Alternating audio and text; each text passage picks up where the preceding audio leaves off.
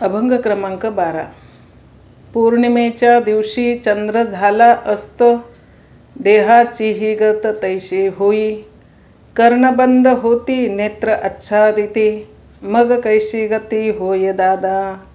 देह झाला विकळ जिव्हा ते खुंटली, दश पवना झाली हडबड दादा।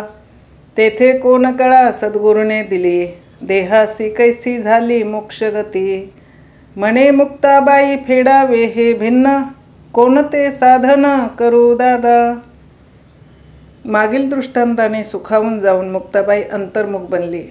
अंतर्मुख होणे म्हणजे मन बुद्धी चित्त अहंकार यासहित प्राणशक्तीने बाहेरील दृश्य देहासहित सृष्टीचा विचार न करता आतल्या आत स्थिर होऊन केवळ आत्मचैतन्याचा म्हणजे प्रकाश चैतन्याचाच विचार करीत स्वस्थ बसणे होय। मुक्ताबाई अशीच स्वस्थ बसून अंतरी ध्यान लक्षून निरीक्षण परीक्षण पद्धतीने आतच पाहत राहिली। तोच तिला देहाच्या आत ध्यानस्थितीमुळे काही विलक्षण चिन्हे दिसू लागली, काही अपूर्व अनुभव येण्यास आरंभ झाला। म्हणून त्याच्या पुढील अनुभव यावेत याच एका इच्छेने मुक्ताबाईने पुन्हा श्री ज्ञानेश्वर महाराजांना विचारले, हे ज्ञानदादा, दृष्टांतातील पौर्णिमा म्हणजे आत्मरूप दर्शन हे माझ्या लक्षात आले, तथापि माझ्या अनुभूतीची अवस्था मात्र वेगळीच आहे। देहातील देही जो आत्मा जो प्रगट असावयास पाहिजे तोच अप्रगट आहे। म्हणजे पौर्णिमेचा दिवस तिथी असावा आणि चंद्राचाच अस्त असावा असे काहीसे विचित्र अनुभवते। माझ्या देहाची स्थिती अशी झाली आहे। देहात ज्ञानाची तर पौर्णिमा उदयाला आली आहे आणि प्रत्यक्षतः मात्र आत्मचैतन्याचा अस्त असल्यासारखे जाणवत आहे। वास्तविक आत्मसाक्षात्कारार्थ मी जे साधन आत्ता केले ते असे, प्रथम मी कान झाकून घेतले आणि ध्वनी अंतर्गत करून लक्ष दिले, म्हणजेच सूक्ष्म अनाहत ध्वनी निनादावर अनुसंधान ठेवले। बऱ्याच वेळानंतर नेत्रांवर बोटे ठेवून नेत्रही आच्छादन करून चर्मचक्षूंच्या आतील जे दृष्टी वृत्ती तिचे भ्रूमध्यात केंद्रीकरण करून आत्यंतिक तीव्रतेने अंतर्मुखतेने प्रकाशाचे निरीक्षण करू लागले। मुक्ताबाईच्या वरील निवेदनात एक महत्त्वाचा मुद्दा स्पष्ट होत आहे की आत्मदर्शनार्थ आत्मसंशोधनाची हीच आरंभीची रीती आहे। ज्ञानेश्वरीत या रीतीची महती व परिणिती विविध ठिकाणी सांगितलेली दिसून येते। आजी श्रवणेंद्रिया पिकले, जे येणे गीता निधान देखिले, आता स्वप्नची हे तुकले साचा सरिसे ज्ञानेश्वरी। तरी अवधान एकले दिजे, मग सर्व सुखासी पात्र होईजे ज्ञानेश्वरी। 17वीचे स्तन्य देसी, अनहताचा हल्लरुगासी, जो प्रत्येक बोधाचिया माथया, सोहमतेचा माधानी आलिया, तैसा कानांच्या महाद्वारी, गीता गजर जेथ करी ज्ञानेश्वरी।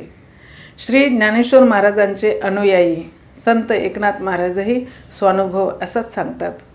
कर्णी घालुनिया बोटे, आंगळ्या नेत्रांत निकटे, तेने विकसुनी भेटे शुभ्रवर्ण एकनाथ गाथा। मुक्ताबाईच्या विचारणातले सार असे की इतका अंतर्मुखतेचा अभ्यास करणाऱ्याच्या अनुभवाची गती कशी होते। गती हा शब्द विज्ञानातील अर्थाने घेणे आवश्यक ठरेल। प्रथम स्फुरण असते, मग स्पंदन, मग कंपन, मग अल्पगती, नंतर महागती।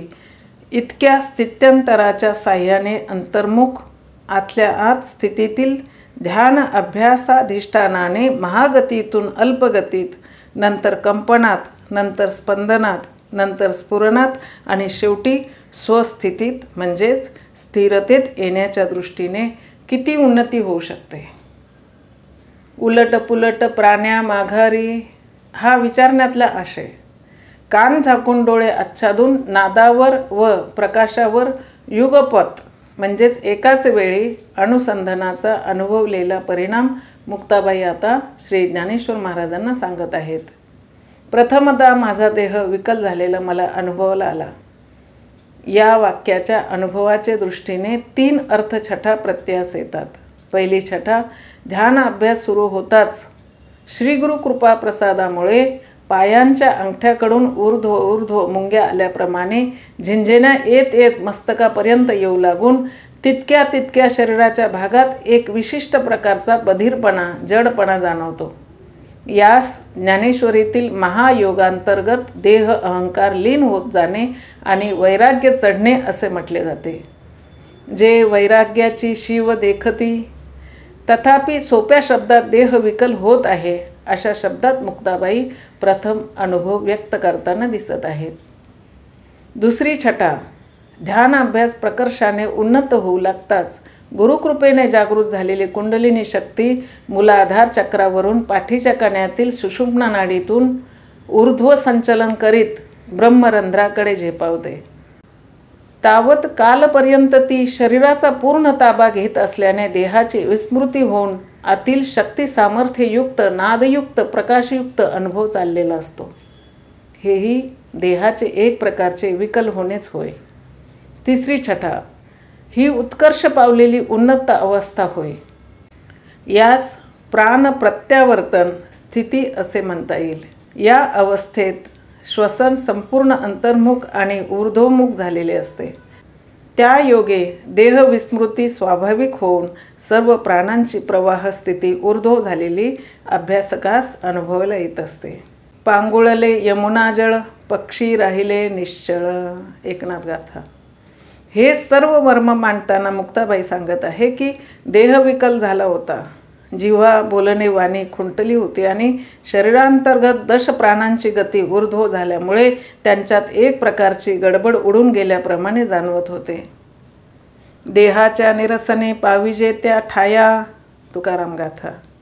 नाठवोनी देह पायाचे चिंतन, अवसान ते क्षण नाही मध्ये. तुकाराम गाथा. तुका म्हणे नाही निरसला देह, तोवरी अवघे हे संसारिक. तुकाराम गाथा. तुका म्हणे देवा आता करा उपकार, देहाचा विसर पाडी मज. तुकाराम गाथा.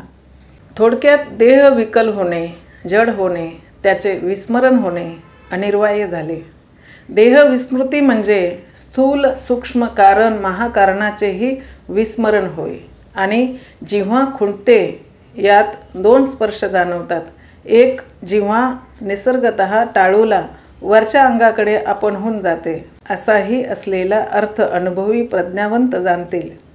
दुसरा अर्थ जिव्हेशी संबंधित वैखरी वाणी, ती मध्यमेत, मध्यमा, पश्चंतीत आणि पश्चंती परावाणीत ऐक्य पावून सर्वथा हळूहळू स्तब्धता आपोआप आलेली असते. यतो वाचा निवर्तते. गीता. पराधी वाचा तन्मयते झाली, साक्षित्वासी आले ब्रह्मरंध्रे. ज्ञानदेव गाथा. तुका म्हणे वाचा राहिली कुंठित, पुढे झाले चित्त समाधान. तुकाराम गाथा.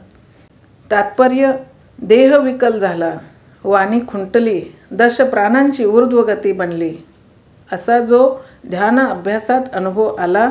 यावेळी सद्गुरुनाथांनी कोणती युक्ती सांगितली अथवा कोणती कला अवस्था प्रकट केली की ज्या योगाने त्या ध्यानाचा अभ्यास करणाऱ्या अभ्यासकाला भगवत साक्षात्काराच्या दृष्टीने उत्कर्ष होण्यास मदत मिळाली आणि देहाला मोक्षगती मिळण्यास प्रगती होऊ लागली.